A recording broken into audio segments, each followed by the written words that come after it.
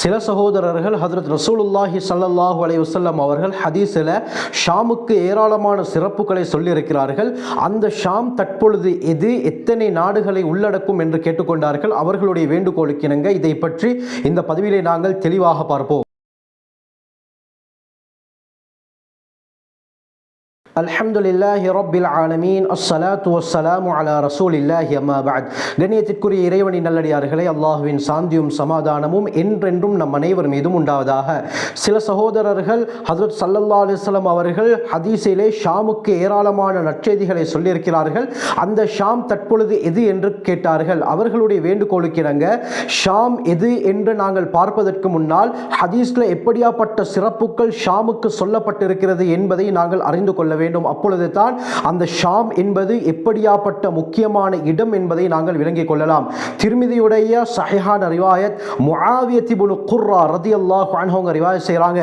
ஒரு ஹதீஸ்ல ஸல்லல்லாஹு அலைஹி வஸல்லம் சொன்னார்கள், இதா ஃபுசித அஹ்லு ஷாம், ஷாமிலே இருக்கக்கூடிய மக்களுக்கு கெடுதி ஏற்பட்டு விட்டால் ஃபலா கைர ஃபீக்கும், உங்களுக்கு எந்த நலவும் கிடையாது என்று ஸல்லல்லாஹு அலைஹி வஸல்லம் சொன்னார்கள். சொல்லிவிட்டு சொன்னார்கள், லா தஸாலு தாயிஃபத்தும் மின் உம்மத்தி மன்சூரின், என்னுடைய உம்மத்திலே ஒரு கூட்டத்தினர் உதவி செய்யப்பட்டு கொண்டே இருப்பார்கள். லா யதுர்ருஹும் மன் ஹதலஹும், அவர்களுக்கு யாரெல்லாம் சூழ்ச்சி செய்கிறார்களோ ஏமாற்றுகிறார்களோ அவர்களுடைய எந்த ஒன்றும் அவர்களை தீங்களிக்கவே மாட்டாது. எதுவரை என்றால் ஹத்தா தகூம ஸாஅ, மறுமை நாள் வரை அவர்களுக்கு எந்த தீங்கும் ஏற்படாது, அவர்கள் உதவி செய்யப்பட்டு கொண்டே இருப்பார்கள் என்று அந்த ஷாம்வாசிகளை பற்றி ஸல்லல்லாஹு அலைஹி வஸல்லம் ஹதீஸிலே சொல்லி காட்டினார்கள். முஸ்னத் அஹ்மதுடைய 21606வது ரிவாயத், திர்மிதியுடைய 3954வது ரிவாயத், ஹாக்கிமுடைய 2900வது ரிவாயத், ஸைத் இப்னு சாபித் ரலியல்லாஹு அன்ஹு அறிவிக்கிறாங்க, ஹஜ்ரத் ஸல்லல்லாஹு அலைஹி வஸல்லம் அவர்கள் ஒரு சந்தர்ப்பத்தில் தூபா லிஷாம், ஷாமுக்கு சுப செய்தி உண்டாகட்டும் என்று கூறினார்கள். உடனே சஹாபாக்கள் லி ஐயி ذلك யா ரசூலல்லாஹ், எதற்காக வேண்டி ஷாமுக்கு நற்செய்தி உண்டாகட்டும் என்று கூறினீர்கள் என்று கேட்டதற்கு ஸல்லல்லாஹு அலைஹி வஸல்லம் என்ன சொன்னார்கள் தெரியுமா? லி அன்ன மலாயிகத்துர் ரஹ்மான், இரக்கமுள்ள அளவற்ற அருளாளனாகிய அந்த அல்லாஹுடைய மலக்குமார்கள் பாசிதத்துன் அஜ்னிஹதஹா அலைஹா, தங்களுடைய இறக்கைகளை அந்த ஷாமுடைய பூமிக்கு மேலால் விரித்தவாறு இருந்து கொண்டே இருக்கிறார்கள். பாசிதத்துன் இஸ்மு ஃபாயிலுடைய வஸன், அருமையானவர்களை, அப்படி என்றால் விரித்த வண்ணம் இருந்து கொண்டே இருக்கிறார்கள், தொடர்ச்சியாக இருந்து கொண்டே இருக்கிறார்கள் என்பது கருத்து.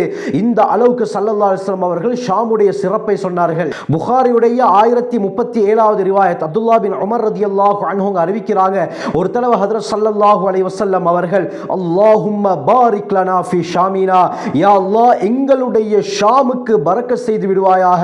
அல்லாஹும்ம பாரிக் லனா ஃபீ யமனினா, யா அல்லாஹ் எங்களுடைய யமனுக்கு நீ பரக்கத் செய்து விடுவாயாக என்று துஆ செய்தார்கள். உடனே சஹாபாக்கள் வஃபி நஜிதினா, எங்களுடைய நஜிதுக்கும் துஆ செய்யுங்கள் என்று சொன்ன நேரத்தில் இரண்டாவது தடவையும் அல்லாஹும்ம பாரிக் லனா ஃபீ ஷாமினா, அல்லாஹும்ம பாரிக் லனா ஃபீ யமனினா, யா அல்லாஹ் எங்களுடைய ஷாமுக்கு எங்களுடைய யமனுக்கு பரக்கத் செய்து விடுவாயாக என்று கூறினார்கள்.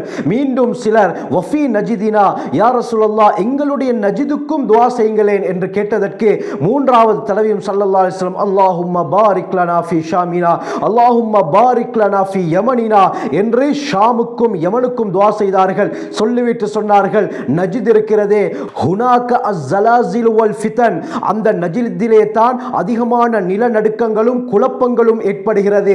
அது மட்டுமல்ல வபிஹா யத்லஉ கர்னு ஷைத்தான், ஷைத்தானுடைய கொம்பும் அங்கே தான் உதயமாகும் என்று இந்த நஜிதை பற்றி ஸல்லல்லாஹு அலைஹி வஸல்லம் அவர்கள் சொன்னார்கள்.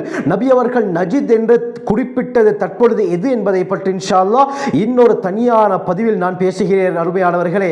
ஆக இந்த ஹதீஸ்ல ஸல்லல்லாஹு அலைஹி வஸல்லம் அவர்கள் ஷாமுக்கும் யமனுக்கும் துஆ செய்திருக்கிறார்கள். முஸ்னத் அஹ்மதுடைய 21733வது ரிவாயத், அபூ தர்தா ரலியல்லாஹு அன்ஹு அறிவிக்கிறாங்க, ஹஜ்ரத் ஸல்லல்லாஹு அலைஹி வஸல்லம் அவர்கள் சொன்னார்கள், நான் தூங்கிக் கொண்டிருக்கும் பொழுது ஒரு தூண், இப்னு அசாக்கிருடைய ரிவாயத்தில் ஒளியால் ஆன தூண் என்று வருகிறது, ஒளியால் ஆன தூண் ஒன்று என்னுடைய தலைக்கு மேலால் அப்படியே பறந்து சென்றது. அது எங்கே செல்கிறது என்று நான் பார்த்தேன், அது ஷாமிலே போய் தரிப்பட்டது என்று ஸல்லல்லாஹு அலைஹி வஸல்லம் அவர்கள் சொன்னார்கள். சொல்லிவிட்டு கூறினார்கள், அலா மக்களே அறிந்து கொள்ளுங்கள், வ இன்னல் ஈமான் ஹீன தக்உல் ஃபிதன், குழப்ப குழப்பங்கள் உலகத்திலே நிகழும் பொழுது ஈமான், இறை விசுவாசம், இறை விசுவாசிகள் எங்கே இருப்பார்கள் தெரியுமா? பிஷாம், ஷாம் என்று ஸல்லல்லாஹு அலைஹி வஸல்லம் அவர்கள் கூறினார்கள். ஆக அருமையானவர்களே, கடைசி காலத்திலே ஈமான், இறை விசுவாசம், இறை நம்பிக்கையாளர்கள் இருக்கக்கூடிய இடம் ஷாம் என்று ஸல்லல்லாஹு அலைஹி வஸல்லம் அவர்கள் 1400 வருடங்களுக்கு முன்னாலேயே முன்னறிவிப்பு செய்துவிட்டார்கள். இதே போல இப்னு அசாக்கிர் ரஹ்மத்துல்லாஹி அலைஹி அவர்கள் தங்களுடைய தாரீஹு திமஷ்க் என்ற கிதாபில் முதலாவது பாகத்தில் 75வது பக்கத்திலே இந்த விடயத்தை கொண்டு வருகிறார்கள். அப்துல்லா பின் ஹவாலா ரதியல்லாஹு அன்ஹு அவர்கள் அறிவிக்கிறாங்க, கடைசி காலத்திலே நிகழக்கூடிய குழப்பங்களை பற்றி ஸல்லல்லாஹு அலைஹி வஸல்லம் அவர்கள் சொல்லும் பொழுது இப்னு ஹவாலா ரதியல்லாஹு அவர்கள் நபி அவர்களை பார்த்து, யா ரசூலல்லாஹ் இக்தர்லி இன் அத்ரகனி ذلك, அந்த காலத்தை நான் அடைந்து விட்டால் நான் எங்கே இருப்பது யா ரசூலல்லாஹ், ஒரு இடத்தை எனக்கு சூஸ் பண்ணி தாருங்கள், தேர்ந்தெடுத்து தாருங்கள் என்று கேட்ட நேரத்தில் ஹஜ்ரத் ஸல்லல்லாஹு அலைஹி வஸல்லம் சொன்னார்கள், இன்னி அக்தாரு லக ஷாம், உங்களுக்கு ஷாம் தேசத்தை நான் தேர்ந்தெடுத்து தருகிறேன். ஏன் தெரியுமா? ஃபஇன்னஹு ஸஃவத்துல்லாஹி அஸ்ஸ வ ஜல்ல மின் பிலாதி, அல்லாஹ் பூமிகளிலே தேர்ந்தெடுத்த ஊர் ஷாமுடைய பூமி.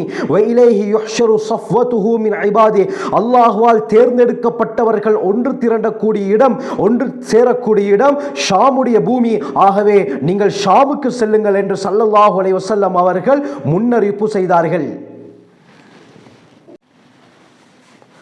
சொல்லிவிட்டு சொன்னாங்க, ஃபஇன்னல்லாஹ் அஸ்ஸ வ ஜல்ல கத் தகஃபல பிஷ்ஷாமி வ அஹ்லி, நிச்சயமாக அல்லாஹ் சுப்ஹானஹு வ தஆலா ஷாம் தேசத்தையும் அந்த ஷாம் தேசத்திலே இருக்கக்கூடிய மக்களையும் அல்லாஹ் பொறுப்பெடுத்து விட்டான் என்று ஆச்சரியமான ஒரு முன்னறிவிப்பை அப்துல்லா பின் ஹவாலா ரதியல்லாஹு அன்ஹு அவர்களுக்கு ஸல்லல்லாஹு அலைஹி வஸல்லம் அவர்கள் சொல்லி காட்டினார்கள். இதே போல மல்ஹமா என்ற மிகப்பெரிய யுத்தம் நடப்பதும் இந்த ஷாமுடைய பூமி என்று ஸல்லல்லாஹு அலைஹி வஸல்லம் அவர்கள் சொல்லியிருக்கிறார்கள். இன்ன ஃபுஸ்தாத்தல் முஸ்லிமீன யௌமல் மல்ஹமா بالغوطة إلى جانب مدينة يقال لها دمشق من خير مدائن الشام. மல்ஹமா உடைய யுத்த தினத்திலே முஸ்லிம்களுடைய படை கௌத்தா என்ற இடத்தில் இருக்கும். அந்த கௌத்தா என்பது ஒரு முக்கியமான நகரத்துக்கு பக்கத்திலே அமைந்திருக்கிறது. அந்த நகரம் என்ன தெரியுமா? அதற்கு திமஷ்க் என்று சொல்லப்படும். அந்த திமஷ்க் என்பது மின் ஹைரி மதாஇனி ஷாம், ஷாமுடைய ஊர்களிலே இருக்கக்கூடிய மிக மிக சிறந்த ஊர் என்பதாக ஸல்லல்லாஹு அலைஹி வஸல்லம் அவர்கள் திமஷ்கை சொன்னார்கள். இந்த இடத்தில் தான் முஸ்லிம்களுடைய படை மல்ஹமாவுடைய யுத்தம் சந்தர்ப்பத்திலே இருப்பார்கள். அது ஷாமில் தான். அருமையானவர்களே, இந்த அளவுக்கு ஷாமுக்கு ஹஜ்ரத் ஸல்லல்லாஹு அலைஹி வஸல்லம் அவர்கள் சிறப்புகளை சொல்லியிருக்கிறார்கள். இந்த ஷாம் தற்பொழுது எது என்று பார்த்தால் அருமையானவர்களே, ஹஜ்ரத் ஸல்லல்லாஹு அலைஹி வஸல்லம் அவர்களுடைய காலத்தில் பறந்து விரிந்த பிரமாண்டமான பூமி தான் ஷாம். எப்படி ஜஸீரத்துல் அரப், அரேபிய தீபகற்பம் அந்த காலத்தில் பறந்து விரிந்திருந்ததோ இதே போலத்தான் ஷாமும் பறந்து விரிந்திருந்தது.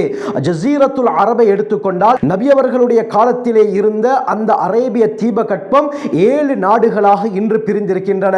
சவுதி அரேபியா, யமன், கட்டார், ஒமான், பஹ்ரைன், யுனைடெட் அரபு எமிரேட்ஸ், குவைத் ஆகிய 7 நாடுகளாக ஜஸீரத்துல் அரப் பிரிந்திருக்கின்றன. அந்த 7 நாடுகள் சேர்ந்தது தான் நபி அவர்களுடைய காலத்தில் ஜஸீரத்துல் அரப். இதே போலத்தான் ஸல்லல்லாஹு அலைஹி வஸல்லம் அவர்களுடைய காலத்தில் ஷாம் என்பது தற்காலத்தில் 4 நாடுகளை குறிக்கும். மிடில் ஈஸ்டில் இருக்கக்கூடிய 4 முக்கியமான நாடுகள் ஜோர்தான், லெபனான், சிரியா, பலஸ்தீன். அருமையானவர்களே, இந்த பலஸ்தீனுடைய ஒரு பகுதியை தான் தற்பொழுது இஸ்ரேலும் ஆட்கொண்டு அவர்கள் பலவந்தமாக பிடித்து அங்கே தன்னுடைய நாட்டை அவர்கள் ஏற்படுத்திக் கொண்டிருக்கிறார்கள். சொல்ல போனால் இந்த 4 நாடுகள் தான் ஷாம் என்று ஸல்லல்லாஹு அலைஹி வஸல்லம் அவர்கள் சொன்னார்கள். இந்த 4 நாடுகளுடைய மொத்த பரப்பளவு எவ்வளவு என்று பார்த்தால் ஷாம் எவ்வளவு பிரமாண்டமான பூமியாக அந்த காலத்திலே இருந்தது என்பது எங்களுக்கு விளங்கும். இந்த காலத்தில் ஜோர்தானை எடுத்துக்கொண்டால் ஜோர்தானுடைய மொத்த பரப்பளவு 89,342 கிலோமீட்டர் வர்க்கம்.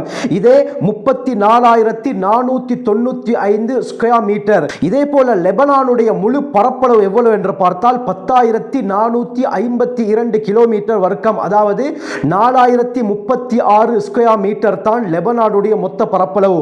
அடுத்து சிரியாவை எடுத்துக்கொண்டால் 1,85,180 கிலோமீட்டர் வர்க்கம், 71,500 ஸ்கொயர் மீட்டரை கொண்டது தான் சிரியா. இதே போல பலஸ்தீனை எடுத்துக்கொண்டால் அருமையானவர்களை, இன்று பலஸ்தீன் முழுமையாக பலஸ்தீனுக்கு சொந்தமில்லாமல் இருக்கிறது. அவர்களுடைய பூமியில் அதிகமான பிரதேசங்களை இஸ்ரேல் சூறையாடிவிட்டது. இந்த அடிப்படையில் பலஸ்தீனுடைய தற்பொழுது அவர்களுடைய பரப்பளவு எவ்வளவு என்று பார்த்தால் வெறுமனமே 6020 கிலோமீட்டர் வர்க்கம் தான், அதாவது 2320 ஸ்கொயர் மீட்டர். இதே பலஸ்தீனில் இருந்து இஸ்ரேல் எடுத்த பகுதி எந்த அளவு என்று பார்த்தால் 22072 கிலோமீட்டர். அருமையானவர்களே, 8522 ஸ்கொயர் மீட்டர்,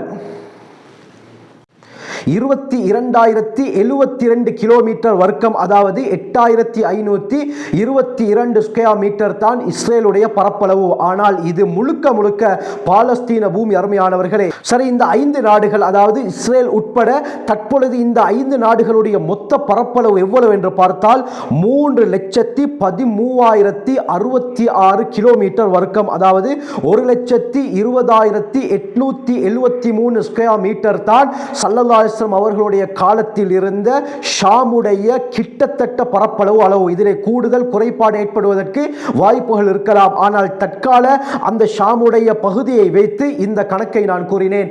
ஆகவே இந்த மொத்த பரப்பளவுக்குள்ளால் இருக்கக்கூடிய பகுதி தான் ஷாமுடைய பூமி.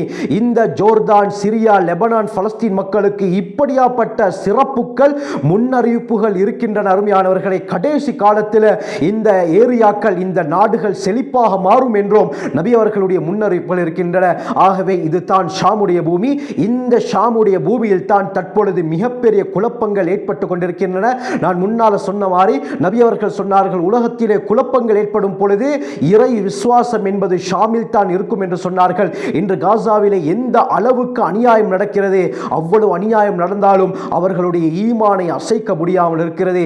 சிரியா மக்களுடைய ஈமானை அசைக்க முடியாமல் இருக்கிறது. அருமையானவர்களே, நபி அவர்கள் சொன்னது இன்று உண்மையாகி கொண்டு வருகிறது. ஆகவே அல்லாஹ் சுப்ஹானஹு வ தஆலா அந்த மக்களுக்கு சிறந்த வாழ்க்கை ஏற்படுத்துவானாக. ஹஜ்ரத் மஹ்தி அலைஹிஸ்ஸலாம் அவர்கள் வந்தும் அவர்கள் ஆட்சி செய்யக்கூடிய முக்கியமான கேந்திர ஸ்தலம் இந்த ஷாமுடைய பூமி தான். ஆகவே அல்லாஹ் சுப்ஹானஹு வ தஆலா அந்த மக்களை பாதுகாத்து நிம்மதியான சந்தோஷமான வாழ்க்கையை கொடுப்பானாக. ஜஸாக்குமுல்லாஹு கைர். வஆகிரு தஅவானா அல்ஹம்துலில்லாஹி ரப்பில் ஆலமீன்.